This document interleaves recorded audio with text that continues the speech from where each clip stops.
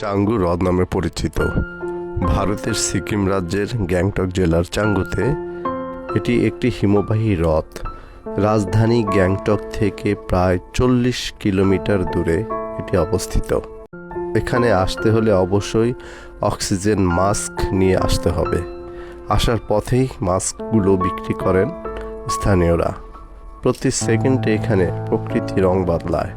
মেঘ রোদের এক মহা লুকোচুরি খেলা।